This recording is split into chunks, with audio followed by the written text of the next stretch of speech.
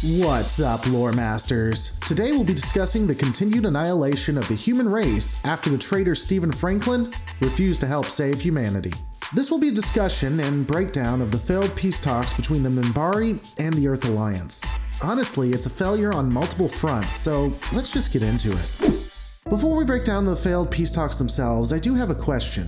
Why the hell didn't Delin attempt to stop the conflict as soon as she realized that the humans were key to winning the war against the Shadows? Even if we assume the warrior caste wouldn't listen, which is plausible that they wouldn't, surely she could have talked the worker caste into voting for peace. I mean, hell, she orders the entirety of the warrior caste to stop their attacks and surrender at the Battle of the Line, and gives them no reason to.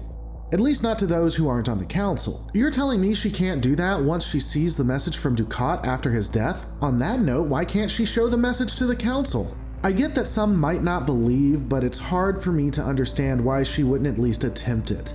In fact, going back to the council, while we don't know the complete breakdown of how the council vote went, most likely the 3 warrior cast their votes for war, 3 workers cast their votes against, 1 religious was for the war and 1 religious was against. This would make her the deciding vote. I mean, unless you're telling me the warrior caste was the peaceful ones and the worker castes are the warmongers, but that seems unlikely. But for whatever reason, Delin wouldn't or couldn't end the war then and there. She would ultimately send a ranger to negotiate peace.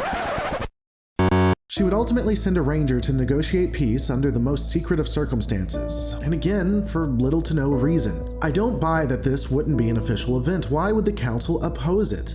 Why couldn't they change their minds? We're never given sufficient reason. It's quite possible I'm missing something here, but the council just seems obstinate just to be obstinate. Regardless, the Rangers would contact the Narn Empire on behalf of the Minbari for peace, and the Earth Alliance would accept. The Earth Alliance would send a Narn representative as interpreter, the war hero Sheridan, and Stephen Franklin. The orders were to make contact and ensure that it would be safe to let the negotiators come in and ultimately make the peace. And as I stated beforehand, things were so bad that the Earth Alliance was willing to surrender completely to the Minbari, so a lot rided on this. I don't have to tell you how important this mission is, Commander. We're still only a few months into this war, but there are millions of lives at risk in the inner colonies. More here in the home system. This has to go well, John. There's no other choice. And if the only way out is for Earth to surrender? Officially, that's up to the negotiators. Those are my orders. Unofficially, we're losing this war, John. And if the only way the human race can survive is to surrender, then we will surrender. The Earth Alliance personnel would arrive first, seemingly at least, meeting at the agreed upon location. Sheridan ordered Franklin to check the perimeter to ensure that it's safe. And yeah, let's send the guy who chooses the Minbari over humans to make sure the perimeter is safe. That's just a wonderful idea. Though, if I can take a moment, I do like the interaction between Jakar and Sheridan right before the meeting. If we are unable to resolve this war of yours, there is always a place for someone like you among our people. We could arrange a safe haven for you, a few others. Thanks. But if my world goes, I'm going with it. Waste of material, most unfortunate. I do know that Jakar comes off as slimy when it comes to this interaction, but honestly, he's being pragmatic. He offers to safeguard Sheridan and a few others if humanity should fall. With Minbari's superior technology, their bloodlust, and Minbari heroes like Stephen Franklin, the Earth Alliance doesn't really stand a chance. Jakar's offer is more an attempt to save people who don't need to needlessly die. Of course, Sheridan gives the heroic response, but still, Jakar isn't awful here. And him lamenting the loss of Sheridan isn't exactly a bad thing. Yeah, him calling Sheridan a material is kind of weird, but ultimately he didn't want to lose something of value. He wanted to save people in a roundabout way. After the discussion between Sheridan and Jakar, everyone would be astonished to find that Stephen is taken by surprise and captured. Luckily, it was the Minbari Ranger sent to negotiate the peace.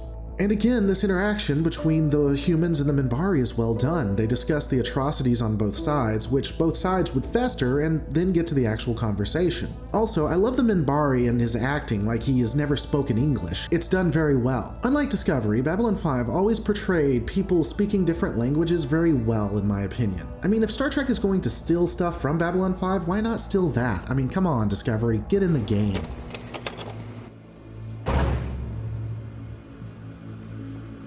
Precaution. Only. You, Sheridan? Yes. I didn't know you'd been told who was coming. We know more than you think. I also know what you did to the Dralafi. The Black Star. We did exactly what you would have done to us. We just did it first. I know. It was necessary. I also know that many of my people will not forget. I speak to you for them. We must find a way to resolve this so that many more of your people not get killed. We... Yes? Jakar, a ship is coming through the jump gate. You have a reading on it?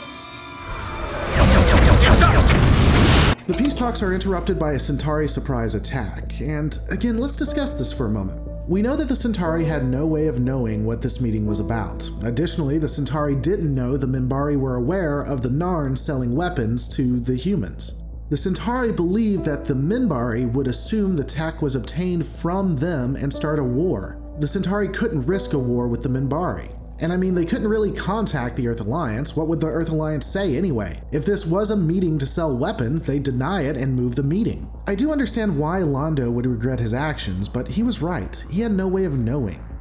He was trying to safeguard his people. I mean, we can't all be selfless and let our race die. Some of us actually care about our species, regardless of what oaths we take. After the attack, the Ranger would give a special phrase so that Sheridan and Franklin would not be killed.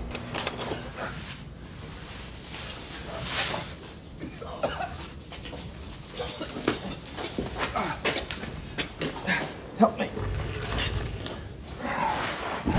How is he?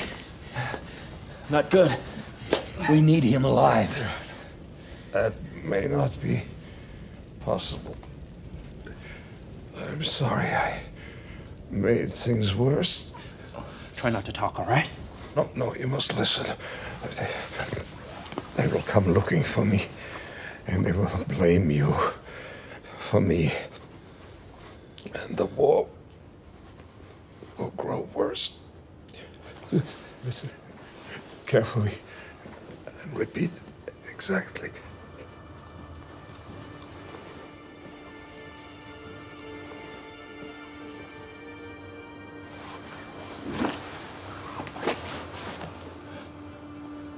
Did you get it? Yeah.